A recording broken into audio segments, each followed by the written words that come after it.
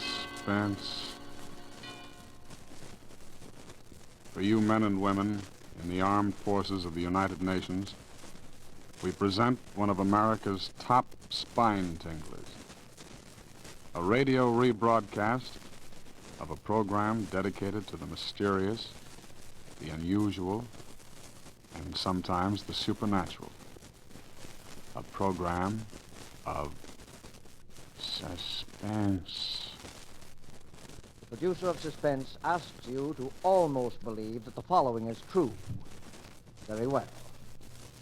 Standing beside me, surrounded by two guards, is a man who in a few short hours is to be put to death in the electric chair. His last request to the warden was that he be allowed to speak on this program and reveal what he calls some startling information.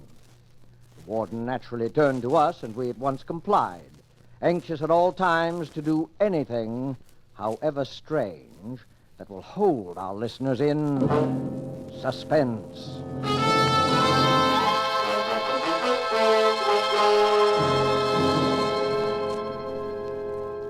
All right. Ladies and gentlemen, I'm speaking correctly? Yes, right here, sir. Thank you. Ladies and gentlemen, this broadcast will never be completed. I'm going to tell you a story. The story involves a number of famous and influential people here as well as abroad. These people have received warning from me, and I'm sure all of them are making it a point to listen to me now. I shall not name these great, these rich, these influential gentlemen until my story is over. They will recognize the story, they will remember me, they will take the necessary steps for my reprieve.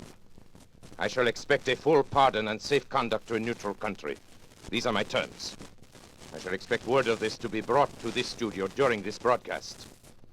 But as I have warned you, this broadcast will never be finished. You will never hear those names. It is certain my price will be paid. I am presently under sentence of death for my activities in the matter of refueling German submarines in the Caribbean. My full confession has been reproduced in the popular press. You have read it and you know the details. It is the least ingenious of my exploits and my first failure. So much for it. The story I shall tell you tonight occurred many years ago, but concerns, as I have said, many now living. It will interest you, I hope. I know it will interest them. Very well, then. On the 3rd of June, 1925, in Liverpool, a man who gave his name as Monsieur Louis Caratel asked to see Mr. James Bland, the superintendent of the London and West Coast Railway. He was a small man, this Caratel, middle-aged, darkened, with a stoop so pronounced that it suggested some deformity of the spine. He was accompanied by a friend, a man of imposing physique who, from his swarthy complexion, was probably either a Spaniard or a South American. It turned out later that his name was Gomez. One peculiarity was observed in him. He carried in his left hand, fastened to his wrist by a strap, a small leather dispatch case. No importance was attached to this fact at the time, but later events endowed it with much significance. Monsieur Caratel was shown to Mr. Bland's office while his companion remained outside.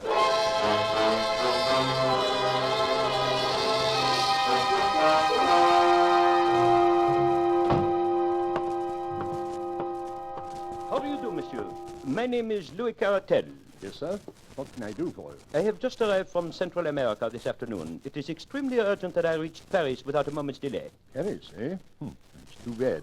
Just missed the London Express. I am not interested in the London Express. Could you provide me with a special train? Yes, I think that could be arranged. Oh, it's quite an expensive proposition. Money is of a small importance, monsieur. Time is everything. If you can arrange a special for me in a hurry, you may make your own terms. Very well. Mr. Hood, will you step over here a moment, please? Yes, Mr. Bland. Mr. Hood, here's our traffic manager, Mr. Caratel. Hood, I want you to arrange a special for him. He's going to Paris. How's the line? Can you fix him up in a hurry? Why, yes, I believe so, Mr. Bland. The line is clear through Manchester, and engine 247 at the Rochdale is on the tracks now. It could be ready, say, in 15 minutes. Good. Who's available for the trip? Engineer Smith, sir. And I can put James McPherson on as conductor. Well, there you are, Mr. Caratel. Simple as that. Attend to everything right away, will you, Hood? Yes, sir. These men, Monsieur Smith and, McPherson? McPherson, are they trustworthy? Oh, yes. Of course. McPherson's been with the company for years, and I'm sure Smith, although new, is an expert engineer. Bien. Thank you, monsieur. I am deeply indebted. You have been most considerate.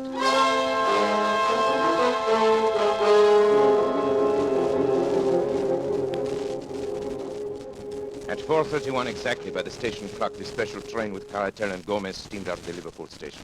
The line at that time was clear and there should have been no stoppage between Manchester. At 6:15, considerable surprise and some consternation was caused among the officials at Liverpool by the receipt of a wire from Manchester to say that the special had not yet arrived. An inquiry directed at once to St. Helens, which is a third of the way between the two cities, elicited the following reply. To James Bland, Superintendent, Liverpool. Special passed here at 4:52. Well up to time. Dowser, St. Helens. The wire was received at 6:40. At 6:50, a second message was received from Manchester. No sign of special as advised by you.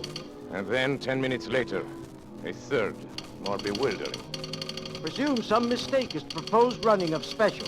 Local train from St. Helens, timed to follow it, has just arrived and has seen nothing of it. Kindly wire advices. Manchester. The matter was assuming a most amazing aspect.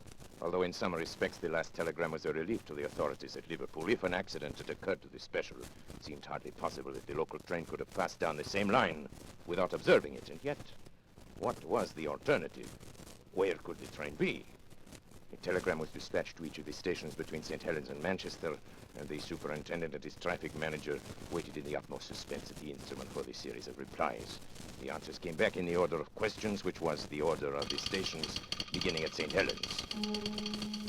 Special passed here 5 o'clock. Collins Green. Special passed here 5:06, Earlstown. Special passed here 5:10, Newton. Special passed here 5:20, Kenyon Junction. No special train has passed here, Barton Moss.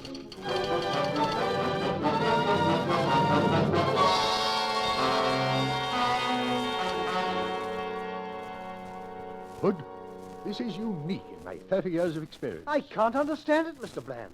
The special has gone wrong between Kenyon Junction and Barton Moss. And yet there's no siding between the two stations.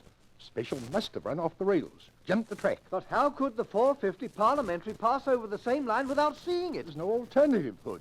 Absolutely must be so. Possibly the local may have observed something which may throw some light on the matter. We'll wire to Manchester for more information, and to Kenyon Junction with instructions that the line be examined intently as far as Barton Moss.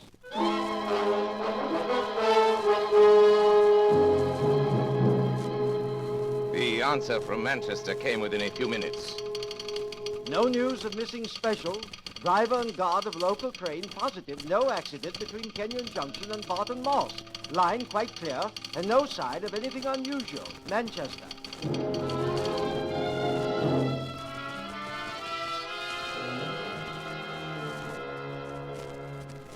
This is lunacy, Hood. Does a train vanish into thin air in England in broad daylight?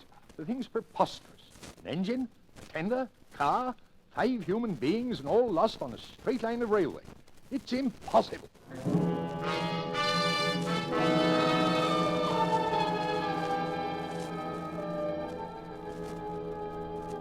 A month elapsed, during which both the police and the company prosecuted their inquiries without the slightest success. Mr. Bland, at the end of this period, offered his resignation. It was accepted. The affair remained unsolved. A reward was offered and a pardon promised in case of crime, but they were both unclaimed. Every day the public opened their papers with the conviction that so grotesque a mystery would at last be solved, but week after week passed by, and a solution remained as far off as ever. Then a new and most unexpected incident occurred. This was nothing less than the receipt by Mrs. McPherson of a letter from her husband, James McPherson, who had been conductor of the missing train. The letter, which was dated July 5, 1925, was posted from Mozambique, Portuguese East Africa, and came to hand upon the July 14th. My dear wife, I've been thinking a great deal, and I find it very hard to give you up. I try to fight against it, but it will always come back to me. I send you some money, which will change into 20 English pounds. This should be enough to bring you here. Things are very difficult with me at present, and I'm not very happy, finding it so hard to give you up. So no more at present. From your loving husband, James McPherson.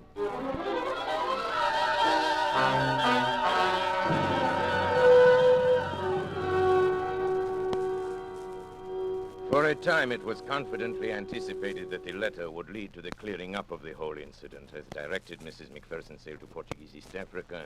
She stayed in Mozambique for some time, but heard nothing from the missing man. Finally, she returned to Liverpool, and so the matter stood. And has continued to stand right up to the present moment.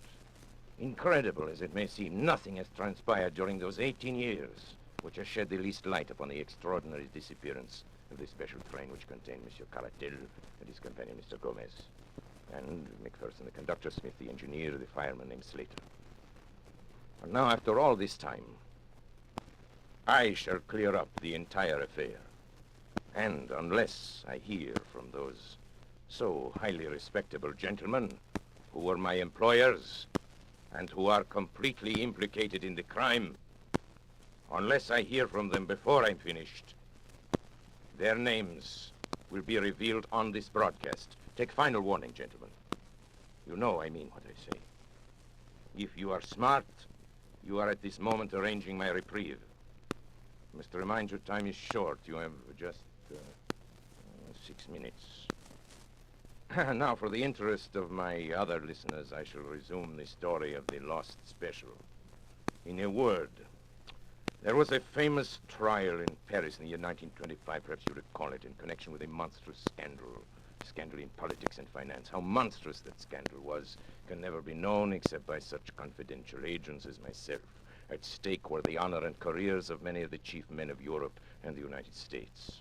A secret committee was formed to manage the business. Some subscribed to the committee who hardly understood what were its objects, but others understood very well. They can rely upon it that I have not forgotten their names. You think I could forget your names, gentlemen? You pillars of the community, great, rich, respected, honorable men. Do you remember that day in May 1925? The fashionable country club, remember? And the golf game that was played there that spring morning? Ladies and gentlemen, that was the strangest golf game ever played in the history of the world. Oh, rat. Look at that drive. I've been playing badly all morning. You topped it, Senator. Perhaps you're a little nervous. I beg your pardon? May I join your game? Well, I'm not sure. Not sure of what? Of me? I promise you, gentlemen, you can be very sure of me. I'm the man you're supposed to meet. The distinguished congressman here can vouch for me. Yeah, he's the one, all right. Yes. This is Delerniak. Mr. Delerniak, may I present My name is not really Delerniak, gentleman, but I am sure that bothers you no less than it does me. Besides, there is no need for introductions. I know everyone present by sight and by reputation. My drive, I believe. Thank you. Not so good. 200 and, about 50 yards. I hope I'm not going to continue in this way. You're sure we can talk safely here, Frank? How do we know Please that... set your mind at ease. We shan't be overheard in the middle of a golf course. There is no convenient hiding place here for dictaphones, even in the rough, where I notice you're playing the greater part of your game, Senator. You must be nervous this morning. I know, but I don't like it. I don't like it at all. Well, it's not the superlative course you are accustomed to on your own enormous California estate, sir, but it's going to have to serve our particular purpose. Oh, by the way, let me compliment you on the way you've had your syndicate of newspapers handle the recent strike situation and the editorial which appeared under your own signature this morning. Yes, well calculated to stir up trouble with the labor. Let's get on with our business. Yes, Mr. Delerniak... At your service, sir. And may I suggest we continue our game? I know the absence of caddies is an inconvenience. Mr. Delerniak, Certainly. in June, a month from now in Paris, there will be a most important trial. Ah, yes. During its progress... Pardon me, are you referring to the Serinsky trial? Yes. You know about it, then? Well, certain interesting details. I know something about it. It's my business, after all, to keep myself informed about these matters. It is not for nothing that I am known as the most... Let me efficient of all continue, agents please. provocateurs. This trial, I'm Yes. speaking in the utmost confidence, you understand. This trial could, if certain evidence were introduced, could have a very serious effect upon the prestige and standing of some most important men. I'm sure In of fact, it could even... You're shivering, Senator. You find it cold out here? No. Get on with it, Frank. Get to the point. For heaven's sake, please. The evidence which one man could bring to the trial could ruin these men. Without it, the trial will collapse for want of facts. But if this one man arrives in Paris, Quite evidently, you do not wish him to arrive in Paris. No. Gentlemen, you have come to the man. This sounds indeed like the sort of thing which no one in the world can manage with such skill and success as myself. I must admit, however, that my services come rather high. Well, It's only natural, since there is only the one. money makes no difference. We have Relieved formed to a hear group, a committee, and we have the command of an unlimited amount of money. Absolutely Good. unlimited, you We hear. will name people and places now. Who is the gentleman whose appearance in Paris would cause such regrettable embarrassment? his name is Caratal, Louis Caratal. right. He knows everything. He has papers, documents, I all the understand. evidence. Where is this Monsieur Caratel at Well, present? he's sailing from somewhere in Central America Central within the next few America. days. That much we know. Good. Central America. I have an excellent man down there in Central America. This Caratel, you know anything about him, his personal habits? No, very little. He's a small man, dark. He has a bodyguard, a great big bruiser named Lopez. Let me Gomez see, or from something Central America. That would be the Americano Tropicano. No, those are my Their, ships. Trips all commence at Liverpool, I believe. That's where the ships dock, and our famous trial is to begin in 3 weeks. That would mean that Monsieur Caratel would go directly to London, and I imagine that once there he would be heavily guarded, since it can be no surprise to him that you gentlemen are not without connections in the British capital. That's good, clean You see, thinking. this is not so simple as some of my other exploits. A simple assassination. Huh?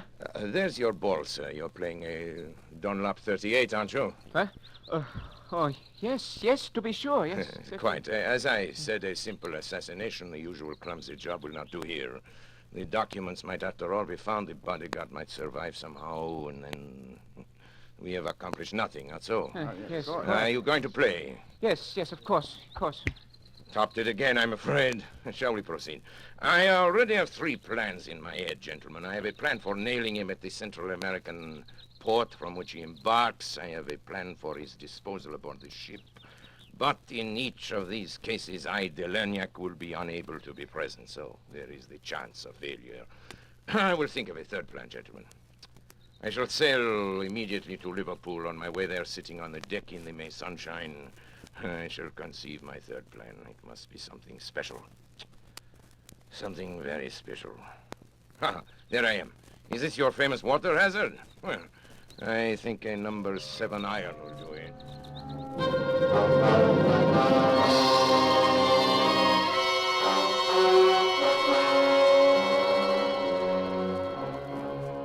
And thus I undertook to bring about the complete destruction of Monsieur Caratel, his bodyguard companion, Gomez, and his documents. Plan 1 was already out the window, as I found out the next day. Belerniak, White Sulphur Springs, Virginia. Baby Lou, unable sleep last few nights, have sent him to visit Aunt Henriette. Will rejoin him on 21st. Love, Jenny. This telegram from Matagalpa conveyed to me the information that Caratel, possibly sensing danger, had moved from his hotel and gone to stay with friends until his ship sailed. So it was impossible to carry out the idea of the fire in the hotel. His ship leaving on the 21st was the Henriette.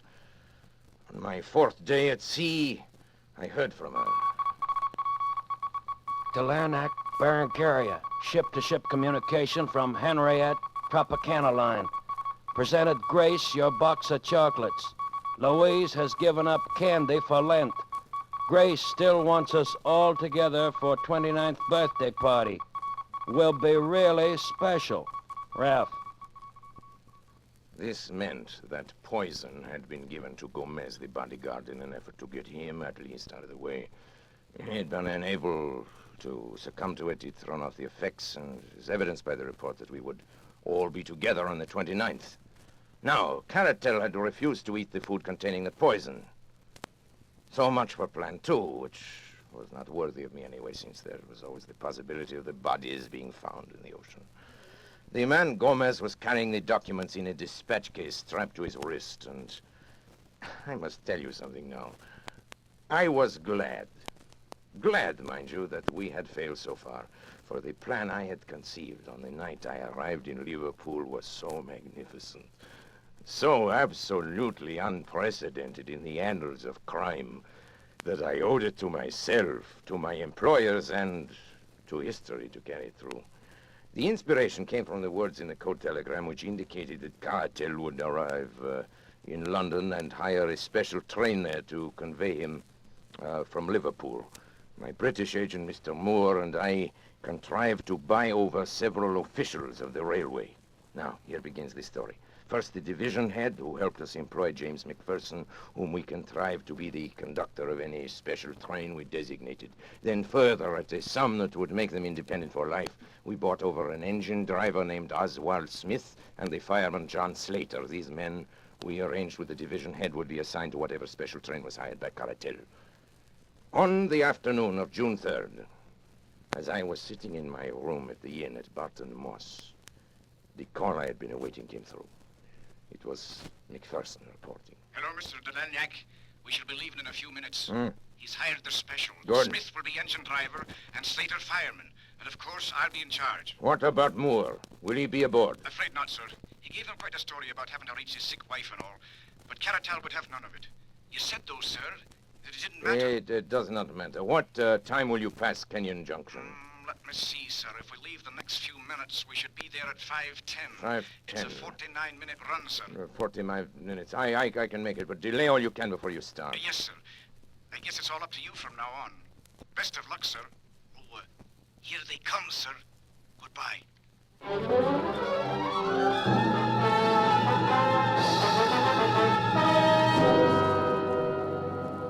And now I went to work.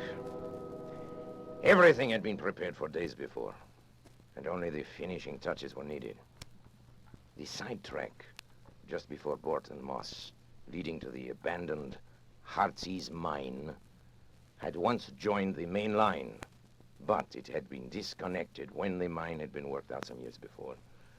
We had only to replace a few rails to connect it once more. With my small but competent band of workers, we had everything ready well before the special arrived. When it did arrive, it ran off upon the small sideline so easily that the jolting of the switch points appears to have been entirely unnoticed by the two travelers. So, now I have our special train upon the small line which leads, or rather used to lead, to the abandoned mine. You will ask how it is that no one saw the train upon this unused line. I answer that along its entire length it runs through a deep cutting, and that unless someone had been on the edge of that cutting, he could not have seen it. There was someone on the edge of that cutting. I was there. And now I will tell you what I saw. The moment the train was fairly on the sideline, Smith slowed down the engine, and then, having turned it on full speed ahead, he and McPherson, with Slater, the fireman, sprang off before it was too late. It may be that it was this slowing down which first attracted the attention of the travelers, but the train was running at top speed before their heads appeared at the open window. It makes me smile to think how bewildered they must have been. What a catch must have come to their breath as it flashed upon them, that it was not Manchester that was awaiting them, but death. The train was now running at frantic speed, rolling and rocking over the rotten, rusty line, while the wheels made a frightful screaming sound on the corroded surface. I was close to them and could see their faces. Caratel was praying, I think.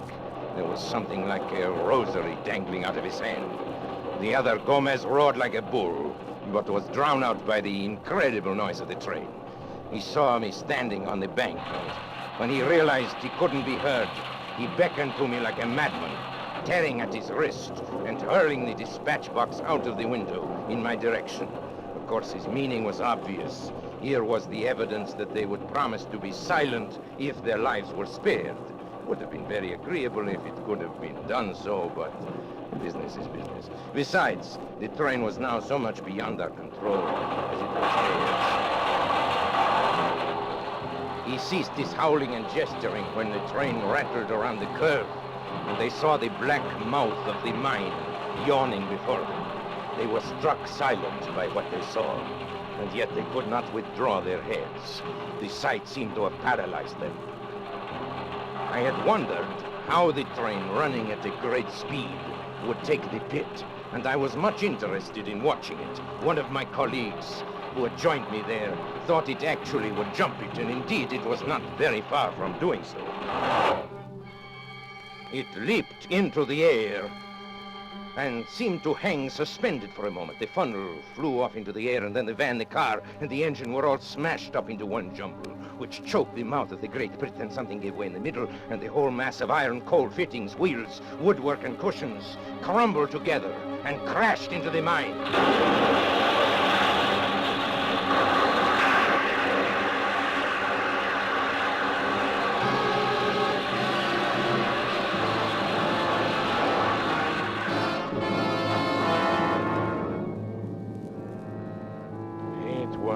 Perfect.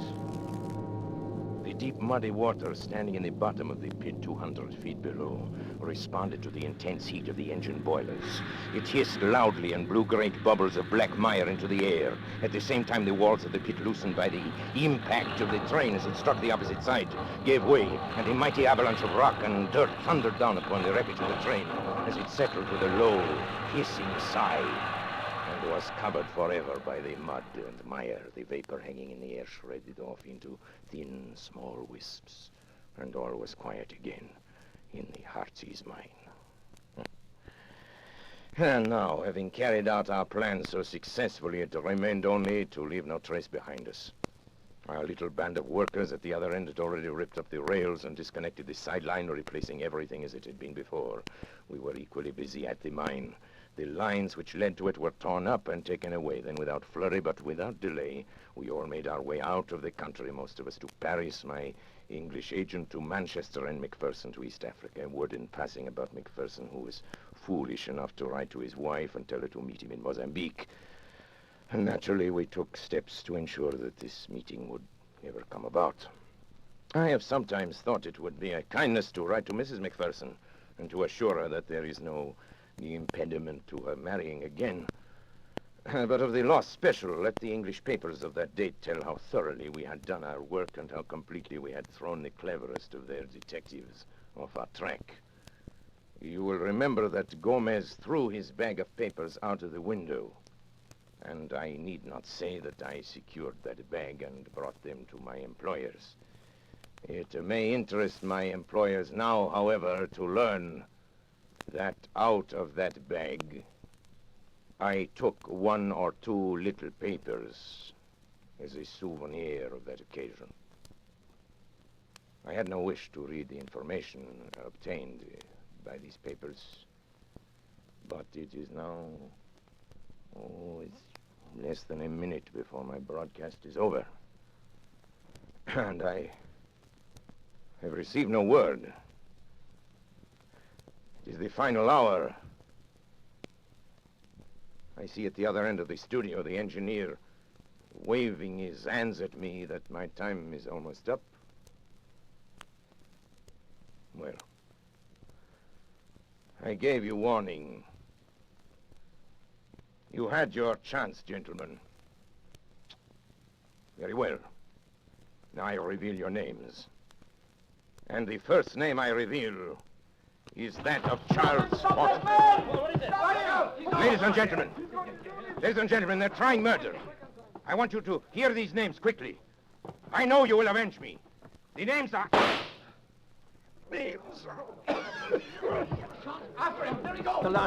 Delania, can you hear me? Are you all right? Hey, Bill, play something quick, will you? Theme, curtain music, anything.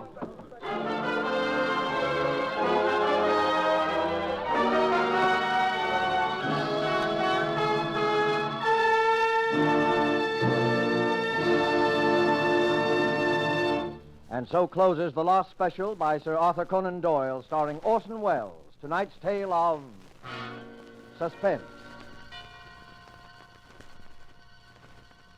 This rebroadcast of Suspense was produced in the United States of America.